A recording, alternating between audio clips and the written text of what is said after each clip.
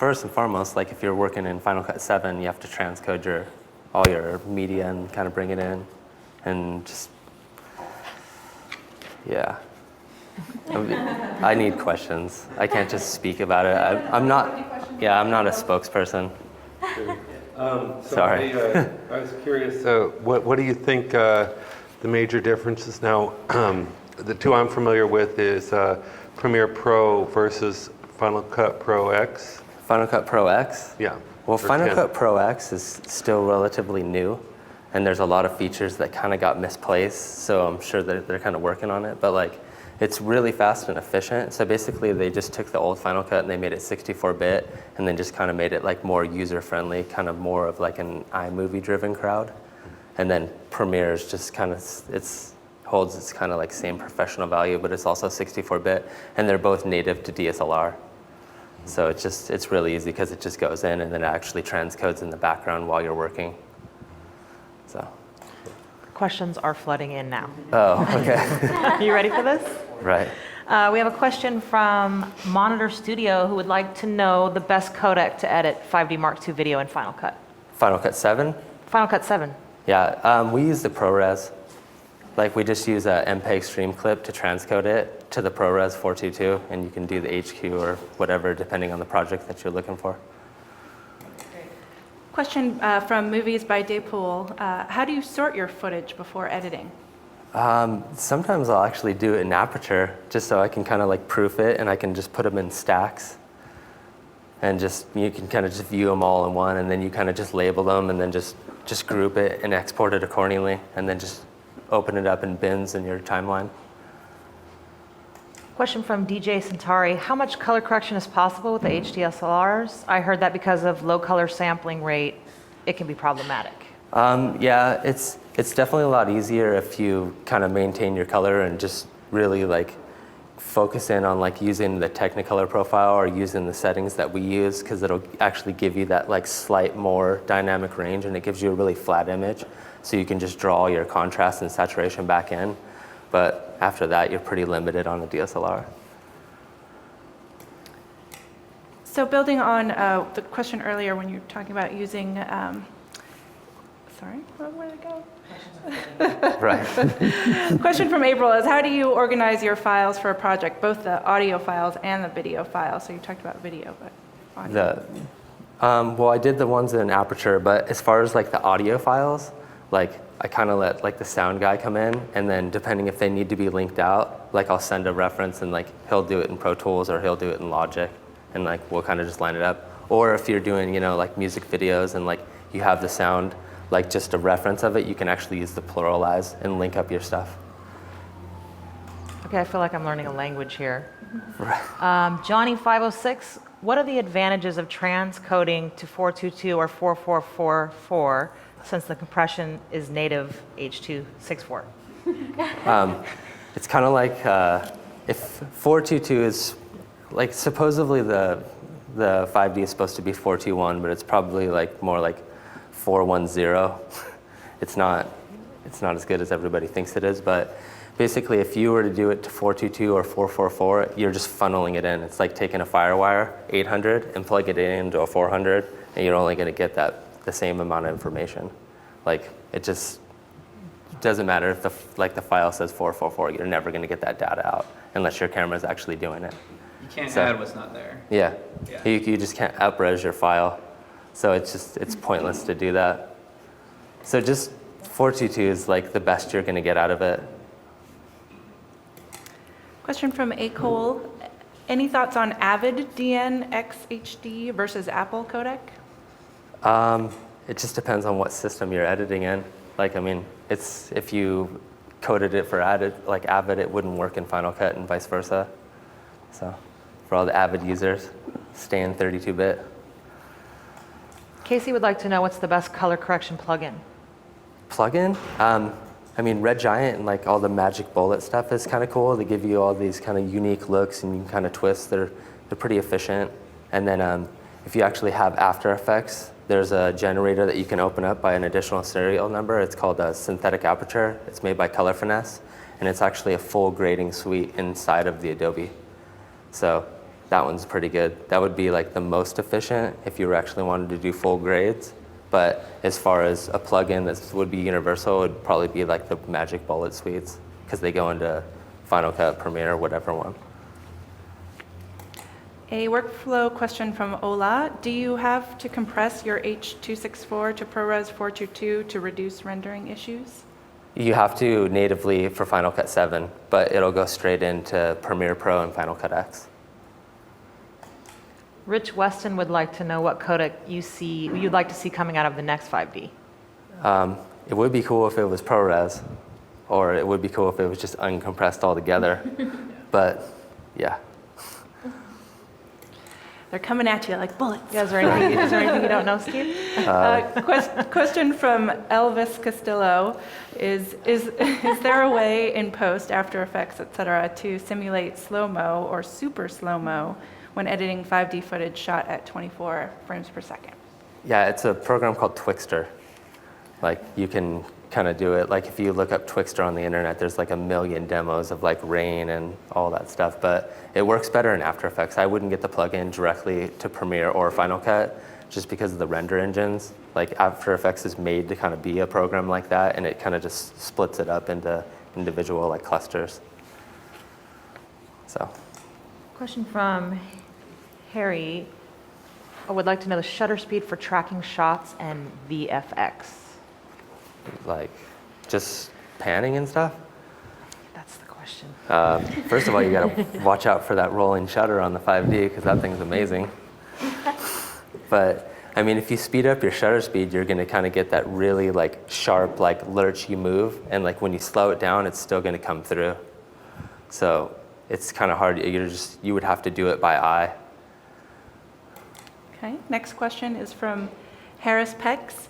Using a T2i and Vixia HV30, how would you work with HDV and H.264 in Premiere?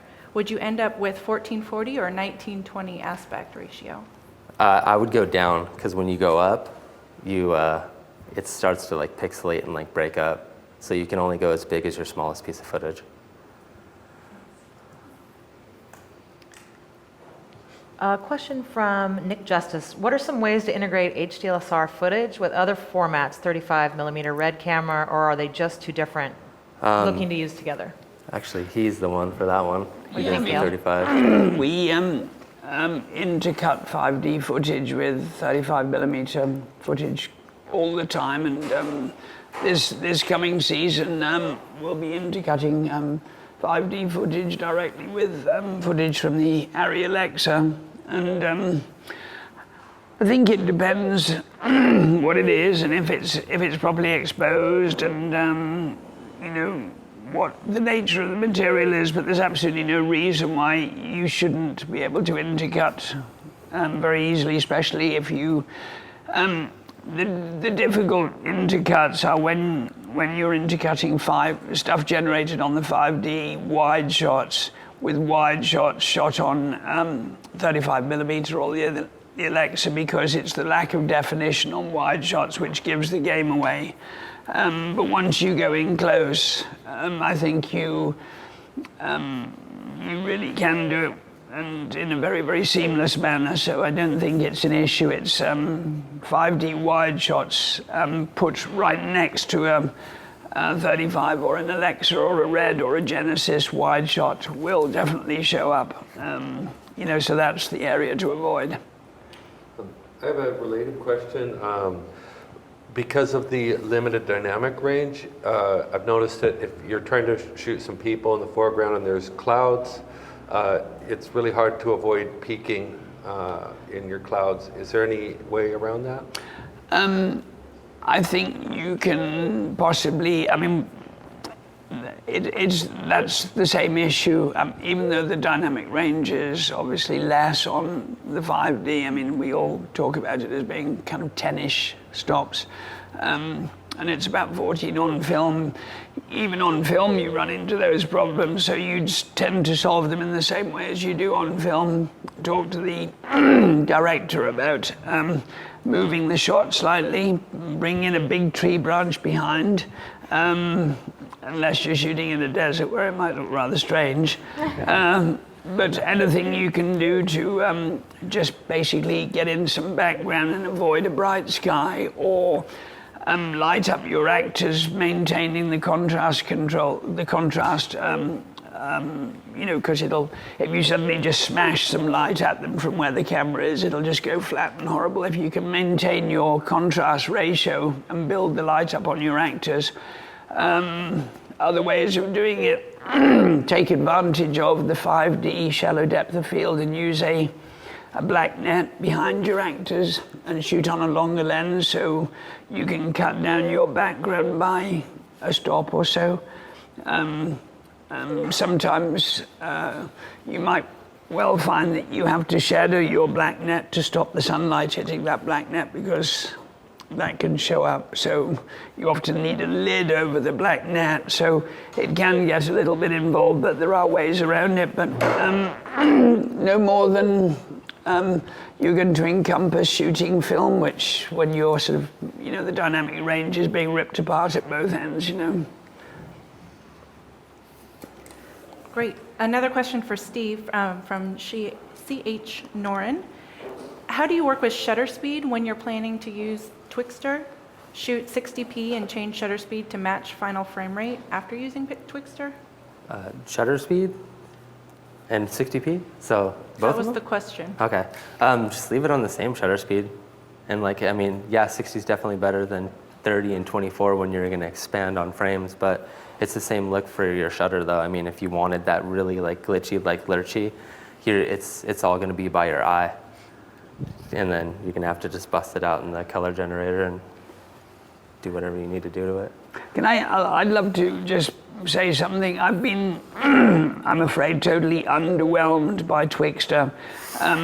I mean, it's like every time I've seen it, every time it kind of just about works, it's usually a guy on a BMX bicycle against a completely plain white sky or something, in which case it kind of just about works. But as soon as you shoot something against a complicated and rather detailed background and you expect Twixtor to imagine what's behind all those different frames, you're asking an awful lot of a kind of a cheap, plug-in.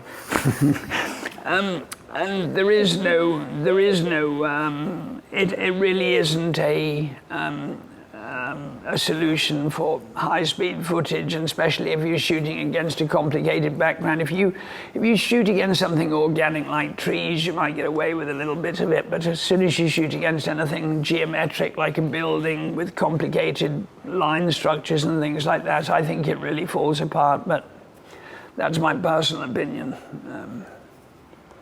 Hey Steve, people keep saying 60p.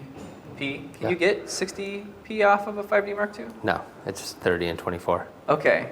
Unless you hack it. I was like, I know you could do that. Then you could do it. That'd be No, great promotion. they're talking about the Rebels and the Oh, okay. 60Ds and actually every camera but the 5D. We're missing out. Not really, because you have the chip. Yeah. So it's full frame. So it's very much in line with what Gail was just talking about.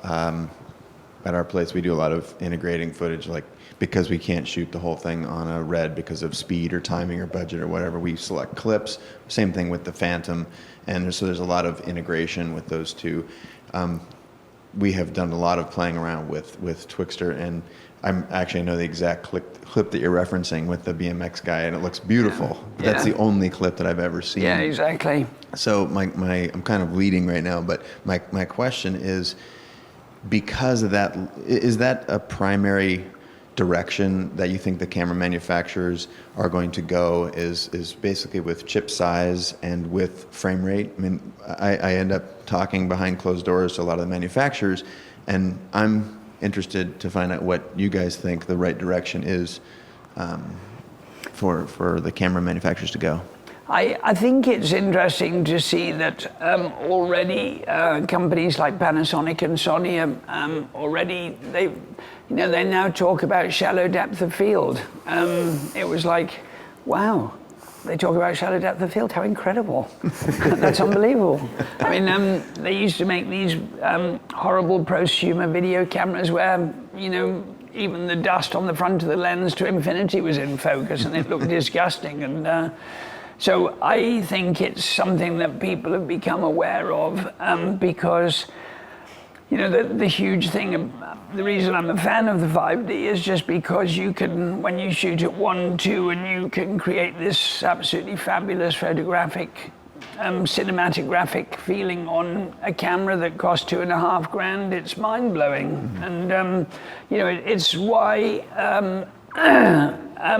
I promise you I've never done a porno film, but that's the only reason I would sort of by choice use a prosumer video camera, because they look disgusting to me. And the fact that you've lost one of the major tools in your arsenal in terms of creative image making and allowing focus to fall off. Even when we did a demo the other day, and we put one of the video cameras the guys are using next to a 5D, and matched exactly a 35mm shot. We had the 5D set at 1.4, I think, and these cameras, I think, are 1.9. And everything was in focus on these, and on the 5D you had this beautiful fall off, and you could choose where you wanted the focus and rack focus between the foreground and the background. So I think we're obviously going to see like the F3 and like, I can't remember the names of all those other cameras. What's that? What, the AF100, F3, all those Yeah, things? I wish they'd give them names instead of these idiotic codes. I mean, you know, I just wish that, you know, now they are starting to give us bigger sensors, and so I think that's one direction we'll certainly see them going in. I think the limitations of DSLR cameras is that high speed is difficult. I mean, just when you take something like the Red camera, it has to have a wretched fan in there to keep the sensor from doing a meltdown, and they shut off all the time. And so with DSLRs, I think we've got to be very close to the limit of what they can do, built into such a tiny body, you know. That's my feeling, is that as the technology that keeps those sensors cool and whatnot, as that gets smaller, that's really one of the directions that it's like, with faster frame rates is one of the, I mean, we see it with the 7D right now at 60. It's to me, it's fascinating that the technology is happening at a relatively quick. I mean, even look how much smaller the Epic is than its predecessors, and I think the Phantom Flex is actually smaller than the Phantom, for example. So I'm just wondering if maybe fantasizing a little bit that we'll get some of these types of technologies in a smaller package. Yeah, I'm sure we will. I mean, it's it's happening. It's you know, I'm not sure how.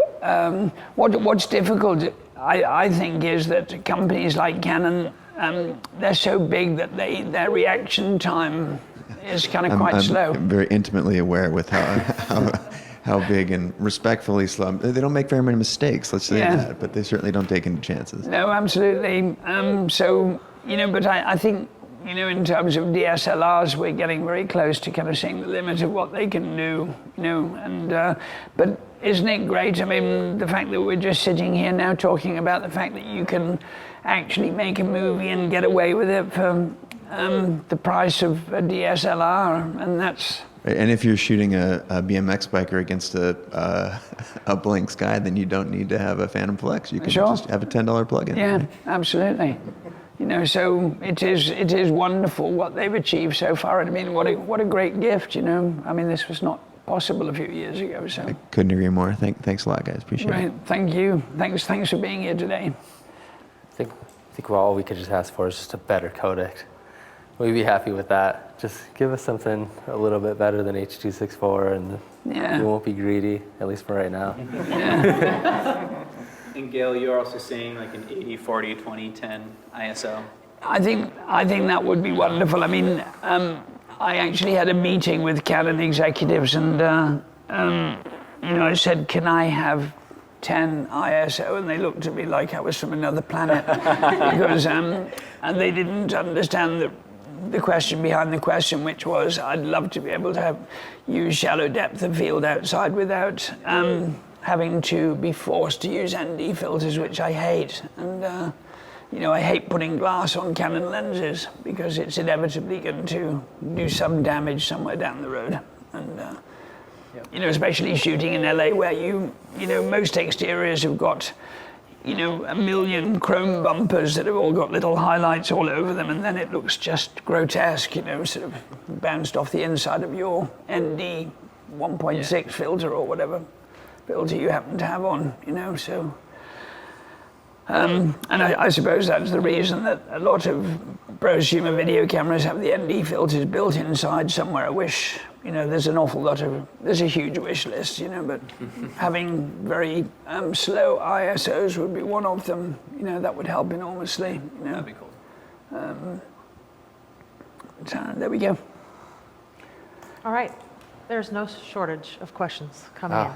So we'll just keep rolling out a couple. Yeah, we can take a couple more. All right, this one is from RSVP Studios. When using 1080p footage to do your movie, if you have to do a higher frame rate from a 70 or at 720p, how do we drop that into a 1080p timeline on Final Cut? You're going to expand it, and it's not going to look any kind of good though. Just because you're taking it and you're stretching your pixels, so you're going to see it on the timeline. So you're just going to have to scale it accordingly when it's on your timeline, because your timeline's going to be 1080p. So you're just going to have to stretch your 720 to match your 1080. Thank you. Another question for you, Steve, from Larry Cha. When exporting to Final Cut, what QuickTime settings do you like to use for different uses, like DVD burning, Blu-ray discs, web shows? For exporting from or to? Exporting from is a question, but if to makes more sense, then. Oh, well, exporting to, for Final Cut 7, it always has to be the ProRes for it to do, read natively. But exporting from, it's just kind of whatever you're looking for, like to DVD but when I keep all my stuff for archival, I just leave it in the ProRes format. But all DVDs, like the MPEG 2, even the Blu-ray runs on an MPEG 2. For the web, always use H.264 because it's got the best compression. So, yeah. I'm glad you're getting all these questions. I wouldn't have a clue. Yeah, they just keep coming. Keothea would like to know what's your opinion on small sensor prosumer camcorders like the Sony EX1 and EX3 with 35 millimeter adapters to be able to fit Nikon and other shallow depth of field glass to get a similar look. They end up being this big, for one, all the elitist adapters and stuff. They give you kind of the depth of field, but they're still nowhere near even what a T2i could do. So I would probably kind of go more, and if you're looking for depth of field, it's definitely going to be on the bigger chips on the 5D or any kind of the DSLRs, just because they work natively, because it's it's an SLR mount. And it's a lot of hard work, and and also for them to work, then you're suddenly going back into the world of expensive PL mount lenses as well, which kind of defeats the purpose of the object. You're using a crappy camera to basically try and make it look good by going sort of through the hoops too. So I think those days are kind of dead of using that stuff. You'll lose generations of quality too, just because you're going through that lens to another lens to a mirror, bouncing through a 35 millimeter adapter. So you're just gonna off a piece of spinning ground glass. Yeah, there's a hamster in there, and he's making stuff work. So. All right, great, thank you. Mickey had asked, what is the best method of post-production noise reduction? We do it in After Effects. So there's all sorts of built-in generators, but like Gail said, he said his visual effects guys tested the 5D and they said most of the noise is in the blue channel. So anything that you can break into individual channels and adjust manually would probably be the best bet to go. I guess the question is, do you ever see TV shows or commercials being exclusively used by cameras, by DSLRs?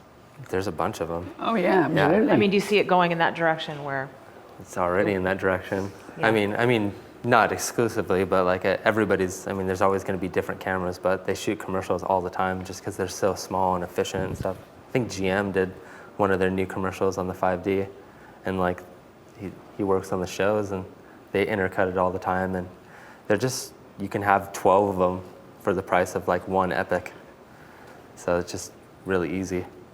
So you think it'll just move more and more in that direction? Yeah, it kind of just, I guess it would just depend on like where like Chase and Gale kind of like all the pros kind of shape it to go. I mean, it could be one of those things that falls off, but I don't think so.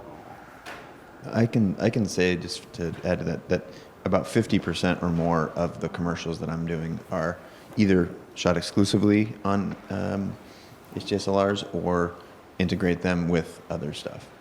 And it, as I mentioned earlier, a lot of the work that we do when there are select shots, like when Gale was saying he needed to use that other camera that had a fast frame rate, when you need to do a specific shot, then you have a camera for that specific shot. And the crew that's required to run that is a much different crew, or it doesn't have to be, but it's like it's an area of specialization. So the way we handle it, or my joint handles it, is you just segment the stuff that needs the high specialization. With lighting, for example, you need a bunch of 10Ks to shoot a Phantom. Well, you don't want to have the Phantom shooting the whole thing, because then every time you do a lighting change, you got to wheel these 10Ks around. So I'd say 50% or more of the commercials and video projects that we do are HDSLR, and it's going further. And I don't think people are necessarily targeting HDSLR as we're all going for the HD DSLR thing. I think what they're thinking about is speed, swiftness, money, as balanced to the quality of the image. So as the quality of the image gets better, and as the, like, I mean, arguably the Epic it's smaller and easier to work with than its predecessors. So we're seeing a convergence on efficiency more than any camera body or type or platform. Would you guys agree with that? I mean, Yeah, sure. I would absolutely agree with that. I think it's horses for courses, and I think that's absolutely right. There never will be a perfect camera. There never will be one. It's either going to be too big for certain things, too small for other things, the image is too compressed for this, or it's not fast enough for that. I mean, there never will be one camera that achieves everything. I mean, I'd love to shoot 8x10 motion picture. I'd love to see the machine that shot 8x10 frames, 8x10 inch frames, because I'm a fanatic about large format, but I don't think I'll see it anytime soon. I should have brought a photo. I mean, you would love to see the camera I've got at home. It shoots 16x20, and it's kind of like 7 feet tall and made of mahogany and brass, and it was built in 1902, and it's not all that long ago. And to think that probably a bunch of guys in Victorian top hats were standing around it saying, "My goodness, look at the technology! It's incredible." It's 1902. It's really not all that long ago, and how things have changed, and so we will always be using a whole range of different cameras depending upon the job and the dynamics and the time and the budget, and there's so many factors, so that'll never change. And have you seen that? There's a camera that just came out. Some guys invented where everything you can select the focus. Yeah, the plan optics, you choose focus after the stuff has been captured. I mean, it's incredible. I mean, there's only 50 million to develop a technology, so we'll see it any day now. Right? Yeah, I mean, it's unbelievable where it's going. Who knows what we'll be looking at next year? And I think it's I love it. I mean, I love all that stuff. And I think, to go specifically to the question though, it's not, people aren't moving towards HDSLR. Like, it's toward efficiency. It's toward like a camera that solves as many of the problems that Gale's mentioning as possible, and then that's just going to be the one that gets used the most. And right now, that balance is between budget and size and speed, because speed tends to be aligned with budget too. So it's not necessarily the technology. That is the platform where the most people are putting the most money and time into right now. And it's experiencing a huge growth because there's people who couldn't play in the game now and that can play. So don't get too hung up on the format. You know what I mean? I feel like that's the takeaway from that. So it's not because of the different aesthetic Well, I think That's that is adding to it as that's well. kind of the get in the door. You have to be able to have that aesthetic to be in the pro look. Right. If you can't choose your depth of field, then you're not really, it's like you're not in the PGA if you can't get up and hit it down the middle of the fairway every day. Every time. Doesn't matter if 10 people are watching or 10 million people. That's like the get in the door. And the same thing with HD DSLRs, like that. It's the look that makes possible. That is the kind of the hassle tax or the entry fee, if you will. Nothing outside that is really a professional camera. Yeah. All right. Well, thank you, Chase, for joining us. Yeah, thank you so much. It's really nice. We're going to go ahead. I just want to say it's been so amazing having both you gentlemen here, and to sit in the audience and to sit at home and watch it. Just the amount of knowledge that's getting poured out here onto the screen is pretty. I mean, like you guys answered, you're on like a question every 5 seconds there for a while, which that's a lot of that material you can really, until now, you could only learn by being in the trenches for 5, 10, 20 years. So we all humbly thank you very much. Oh, Seriously. it's such a pleasure being here. Thanks so much. And thanks for having us.